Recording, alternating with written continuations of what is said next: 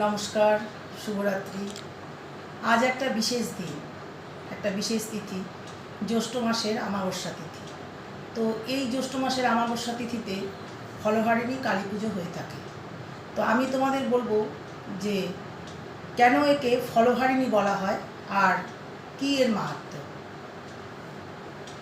তো মনে করা হয় যে ধরিত্রীজাত কোনো বৃক্ষের কোনো ফলের সাথে এই ফলহারিণীর কোনো সম্পর্ক নেই। তো কালীর ভক্ত যারা, তারা সারা বৎসর অপেক্ষা করে থাকেন এই বিশেষ দিনটির জন্য, বিশেষ মুহূর্তটির জন্য। কারণ তারা তাদের সারা বৎসরের অর্জিত সমস্ত কর্মফল শ্রী শ্রী মা কালীর, মা ভবতারিণীর চরণে সমর্পণ করেন। তো মা যেমন একাধারে কুফলগুলিকে হরণ করেন, আবার সুফল প্রদান করেন।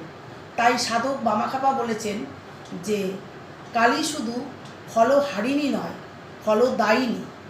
তিনি একাধারে যেমন সন্তানদের কুফল হরণ করছেন, আবার সুফল প্রদান করে সন্তানদের মনে শান্তি ফিরিয়ে দিচ্ছেন।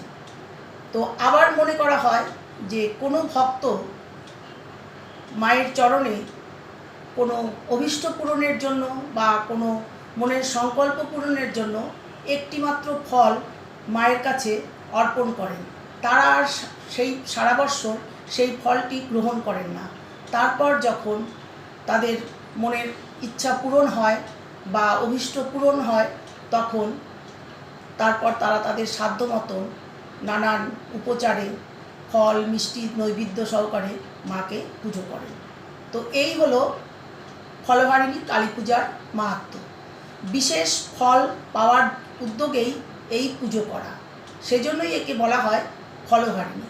যেমন সুফলেরও গুণ আছে, তেমনি কুফলেরও গুণ রয়েছে। আর এক দিক দিয়ে দেখলে ঠাকুর শ্রী শ্রী রামকৃষ্ণের ভক্ত যারা, তাদের কাছে এই দিনটি একটি বিশেষ তাৎপর্যপূর্ণ দিন।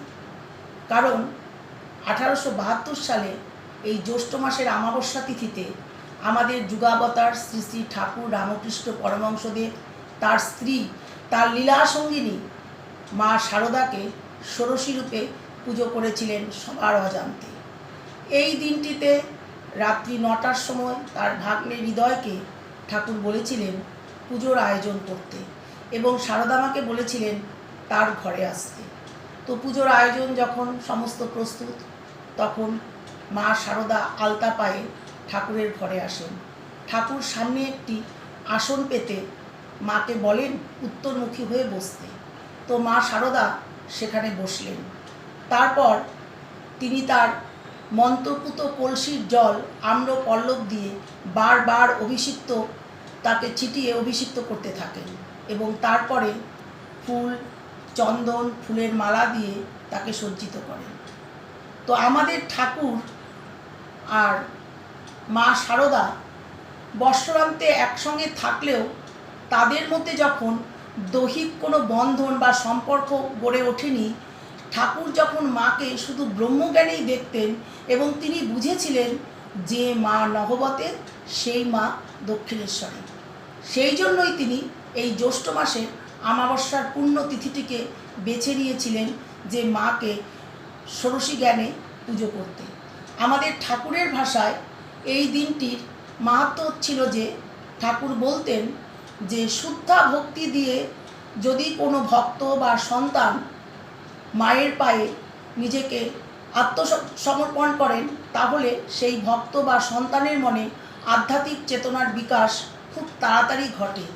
তাই তিনি এই দিনটিকে আধ্যাত্মিক পুজোর দিন হিসাবে বা মাতৃজ্ঞানে পুজোর দিন হিসাবে বেছে নিয়েছিলেন। তারপর শুরু হলো তার পুজো, মন্ত্রপাঠ। সে এক আশ্চর্য অভূতপূর্ব দৃশ্য। পৃথিবীর ইতিহাসে এই প্রথম এবং এই বিরল। বাইরে থেকে দ্বার রুদ্ধ, ভেতরে কারো প্রবেশ নিষেধ। ভেতরে শুধু পূজ্য আর পূজক, একজন পুজো দিচ্ছে আর একজন পুজো নিচ্ছে। কি অভূতপূর্ব সেই দৃশ্য! সেখানে দুজনেই পুজো করতে করতে ভাব সমাধিতে সমাধিগ্রস্ত হয়ে গেলেন। ঠাকুরের মন্ত্রপাঠ শুরু হলেন, ঠাকুর বললেন, হে মাতো, হে ত্রিপুর সুন্দরী, হে ষোড়শী, ইহাতে আবির্ভূতা হও, সারা দেহ মনকে পবিত্র করে তুমি সারা জগতের মানব কল্যাণ সাধন করো। এইভাবে ঠাকুর আমাদের সারদা মাকে ষোড়শী রূপে পুজো করলেন। তারপর পুজোর অন্তে তিনি তাকে ভোগ নিবেদন করলেন এবং তার যা ছিল সব তিনি মা সারদার চরণে অর্পণ করলেন। এমনকি তার জপের মালাটা পর্যন্ত মা সারদার চরণে তিনি সমর্পণ করলেন। তিনি বুঝিয়ে দিলেন যে সারা জগতে নারী শক্তির স্থান কোথায়। সেই জন্য তিনি মা সারদাকে দিয়ে তিনি সারা জগতে নারীর স্থান কোথায় সেটিকে দেখানোর জন্যই সারদা মাকে নারী শক্তির মূর্ত প্রতীক হিসাবে তিনি প্রতিষ্ঠিত করলেন।